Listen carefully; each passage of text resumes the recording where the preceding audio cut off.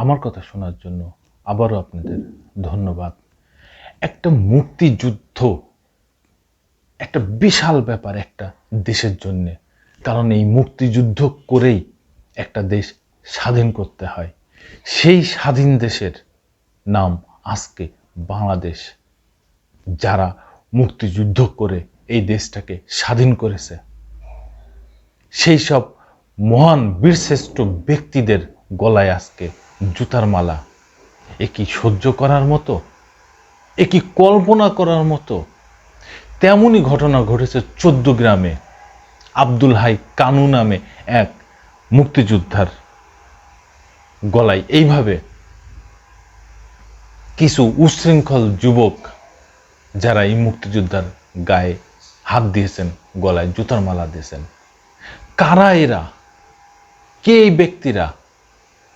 তাদের উপযুক্ত শাস্তি দিতে হবে, দিতে হবে, দিতে হবে। কারণ এরা দেশের শত্রু।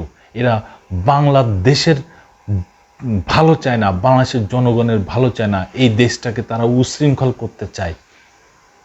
যারা এই কাজটা করেছে তারা এই বাংলাদেশের শত্রু। অবশ্যই তারা এই বাংলাদেশের চরম শত্রু।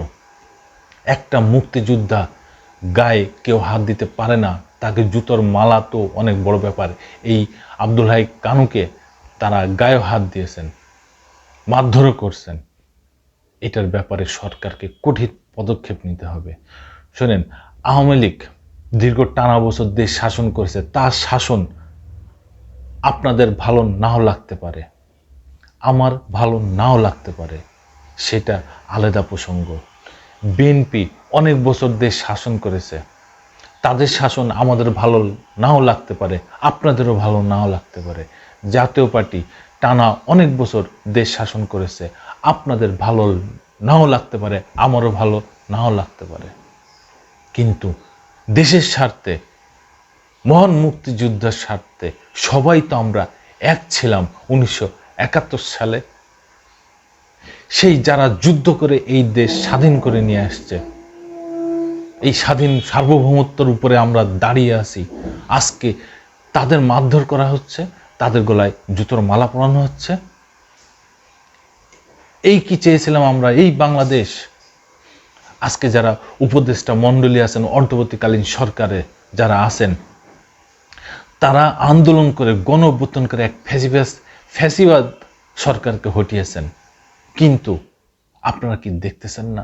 আপনারা কি জানতেছেন না যে এইভাবে মুক্তিযুদ্ধর গলায় জুতার মালা পরানো হয়, মুক্তিযুদ্ধ ব্যক্তির গায়ে হাত দেওয়া হয়? এটা কি আপনারা দেখতেছেন না? আপনারা কি এই জন্য ফ্যাসিবাদ মুক্ত করেছেন? ফ্যাসিবাদের মূল লক্ষ্য কি ছিল? শুধু কি হাসিনাকে সরানো? এটাই কি মূল লক্ষ্য ছিল আপনাদের? ছাত্র জনতা আন্দোলনের মূল লক্ষ্য কি ছিল? শুধু কি কোটা আন্দোলনে এটাই মূল লক্ষ্য ছিল? না বন্ধুরা, পুরো দেশ সংস্কার হবে, পুরো দেশ ভালো হয়ে চলবে, পুরো দেশ দুর্নীতিমুক্ত হবে। যেখানে যেই দুঃশাসনগুলো ছিল সবগুলো অপসারণ হবে। এর ভিতরে কি এই মুক্তিযোদ্ধার অসম্মানটা কি পড়ে না বন্ধুরা? দর্শক বন্ধুরা, অবশ্যই আপনাদের যদি কোনো মতামত থাকে আমার কমেন্টসে জানান। এটা অবশ্যই জানাবেন, কারণ এই ব্যাপারটা ছোট করে দেখার কোনো বিষয় না।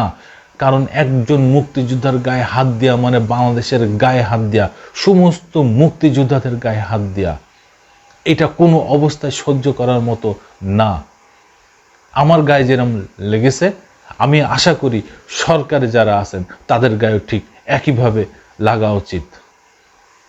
এখানে দল মত নির্বিশেষে আপনারা এই যারা এই কাজটা করেছে তাদের উপযুক্ত শাস্তি দেওয়ার ব্যবস্থা করেন, তাদের আইনের আওতায় আনার ব্যবস্থা করেন, তাদের উপযুক্ত শাস্তি দেন। যারা ছাত্র আন্দোলনে যারা সমন্বয়ক আছে তাদের বলবো, সারা বাংলাদেশ এইভাবে চষে বেড়াচ্ছেন আপনারা, এটা করবেন, সেটা করবেন, এটা হবে, ওইটা হবে, কিন্তু যেই বাংলাদেশের বুকের উপরে দাঁড়িয়ে আপনারা এই কথাগুলো বলতেছেন, সেই বাংলাদেশকে আজকে অপমানিত করা হচ্ছে। এটাকে আপনাদের চোখে বাঁধে না? মুক্তিযোদ্ধা সে যে কোনো দল করতেই পারে, এটা তার নিজস্ব অধিকার, সে যে কোনো দল করতে পারে। কিন্তু সে আগে সে একজন মুক্তিযোদ্ধা, এই স্বাধীন বাংলাদেশের একজন মহান মুক্তিযোদ্ধা। এই মুক্তিযোদ্ধা করেই তিনি এই বাংলাদেশ স্বাধীন করে নিয়েছেন। তাকে অসম্মান করবে, এটা সহ্য করার মতো না। দর্শক বন্ধুরা, এই বিষয়ে সমকাল একটা নিউজ করছে, কি বলছে একটু জানি। কুমিল্লার 14 গ্রামে গলায় জুতার মালা দিয়ে আব্দুল হাই কানু নামের একজন বীর মুক্তিযোদ্ধাকে হেনস্থ করা ভিডিও ফেসবুক, সামাজিক সোশ্যাল মিডিয়ায় সবকিছুতে ছড়িয়ে পড়েছে। এই ঘটনার সঙ্গে জড়িতদের গ্রেপ্তার করতে সোমবার সরকারের সর্বোচ্চ পর্যায় থেকে পুলিশকে নির্দেশ দেওয়া হয়েছে। কেন পুলিশকে নির্দেশ দেবে তারপরে পুলিশ কাজ করবে? তাহলে তাদের মাসে মাসে কেন বেতন দেওয়া হচ্ছে? এইসব কাজে পুলিশ সহযোগে কেন যায় না? কেন তাদের গ্রেপ্তার করে না?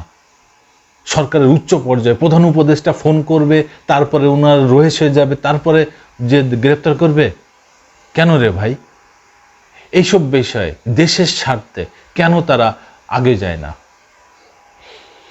এরই মধ্যে ঘটনার ভিডিও ফুটেজ দেখে 7 জনকে শনাক্ত করা গেছে। তবে গ্রেপ্তার এড়াতে আগেই জড়িতরা এলাকা ছেড়ে পালিয়েছে জানিয়েছেন পুলিশ। সোমবার 12টার দিকে সমকালে এসব তথ্য জানান 14 গ্রাম থানার ভারপ্রাপ্ত কর্মকর্তা ওসি এটিএম আখতারুজ্জামান। এই ঘটনায় জড়িতদের গ্রেপ্তারে 12 ঘন্টার আলটিমেটাম দিয়েছে জেলা মুক্তিযোদ্ধার নেতারা। সাথে সাথেই তো এদের চিরুনি অভিযান করে গ্রেপ্তার করা উচিত। এটা হচ্ছে আমার নিজস্ব বক্তব্য। এখানে যদি আপনাদের কিছু বলার থাকে দর্শক বন্ধুরা অবশ্যই কমেন্টসে জানাবেন। ধন্যবাদ। আবার আসবো নতুন কোনো কথা নিয়ে, নতুন কোনো ঘটনা নিয়ে। আমি প্রিন্স।